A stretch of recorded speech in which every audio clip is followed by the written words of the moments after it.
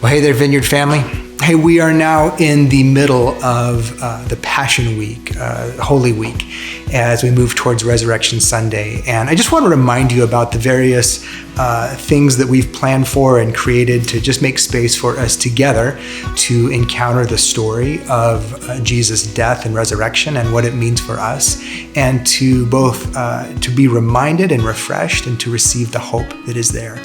And so I want to remind you of that because that's there for us, and it's also a place that we can invite others to. And so currently we've had Stations of the Cross set up in the sanctuary throughout this week. We've had just tremendous stories of people coming through and personally engaging in the story of what Jesus did for us in those final days of his earthly life, final hours of his earthly life, and finding people personally engaging with it and how powerful that is. So if you haven't had a chance to do that yet, it's still going to be open on Friday and Saturday. I encourage you to do that. I did it this morning, and I brought my journal with me, and I just sat at each station, and as I engaged in each station, I took a moment to write a prayer, just personally responding to the questions that were prompted there at each station. And it was just so rich. So I encourage you to do that, and I encourage you to invite somebody else. Invite somebody who maybe doesn't have a faith community, or maybe they're spiritually curious, somebody who is needing hope.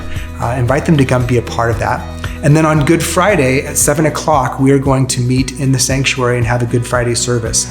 Again, that will include a kind of a recap of what Jesus did for us that final week, but it will involve us also responding in worship and receiving it through communion. And so we're going to be doing that in conjunction with River House Church. So this is actually a gathering of not just our body of believers, but also with another body of believers.